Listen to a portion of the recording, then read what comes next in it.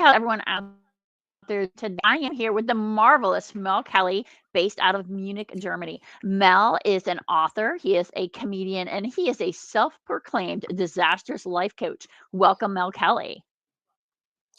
Hey, how you doing? I'm delighted and excited to be here with the amazing Amy Hamilton, the amazing author of many books. So looking forward to another fabulous session of wonderfully bad advice today. And also, of course, right here on this show, the Disastrous Life Coach. So, Mo, I'd like to begin by asking you a question. And this question has to do with being a tourist. What is your worst advice that you could give people for being a tourist in another country? So, for instance, you're from Ireland, you live in Germany, but say you went to Spain. What's your advice on just being the worst tourist possible? Yes, I think this is great. I mean, don't take this personally, but I would say the best way to be a bad, obnoxious tourist is be American. Be American when you go to these places. Don't worry, I'm not So, just what going does to that pick on mean, America. American, Mel? It means be loud. Be louder when you're in a restaurant, when you have a conversation. Be so loud that everybody can hear you, that your own private one to one conversation. Go in there and then demand your McDonald's and your chips, your French fries.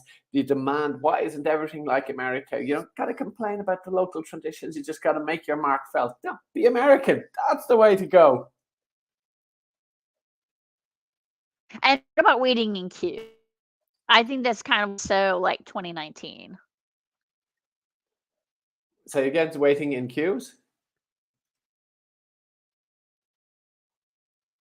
right? So you just need to be like, no, like I'm a tourist here. I should be at the front of the line. Well, I mean, it is America first. We all know that. So, I mean, of course. But let's stop picking on the Americans. There is another group who's even worse than the Americans as tourists, and that's the English. And The English are even and what worse. would make the English such bad tourists? Well, they're drunk, they're loud, they're violent, they're aggressive. They think they own the world's empire. They think they own two-thirds of the world, like they did a couple of hundred years ago. So yeah, apart from that, yeah, they're very very reasonable and yeah. So that's my racist rant here. I've managed to slate off two countries in one go. So that's about approximately 450 people there, million people. I've managed to insult in one go, stereotyping cliches. But in my experience, it's true. So I'm sticking to it. So, what would make them so? What describing entire cultures, but what traits about them is making you say this and feel this way? Well, if you come from England or wherever and you go visit somewhere else and you expect everywhere to be like Little England, come on. I mean, that's the best way to annoy everybody there.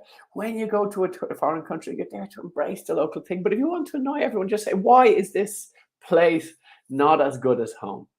And then I would say, if it's not as good as home, why did you even bother going on holidays in the first place? But that's the way. You want to be an obnoxious tourist. Think like an American, act like a British person, act like an English person. There you go.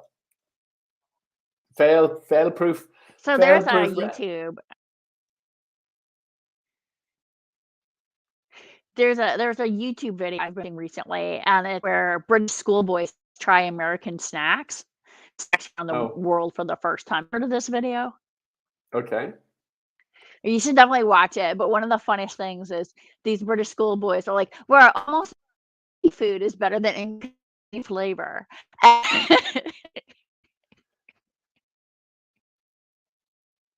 Okay. So what about Irish tourists? Are you guys good tourists or not?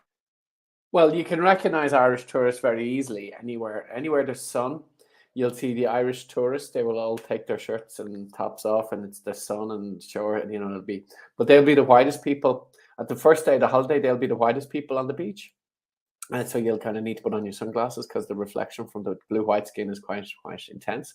But give it a day or two, then they'll be the pinkest people on the beach. They'll have fifth degree sunburns and all that good stuff. I'm proud of it. So that's how you'll recognize the Irish. So sun cream and those notions of moderation with sun and avoiding skin cancer, those are concepts that are there for other countries. We don't think about those things in Ireland. It's like we got a bit of sun, we get excited, and let's embrace it, even if we're going to damage ourselves. So that's our contribution to beach culture in other countries. Well, thank you so much for this fun, exciting episode. And next week, we're going to be talking about when you're stuck in bad traffic, how to make bad situation even worse. So thank you so much, Mel Kelly.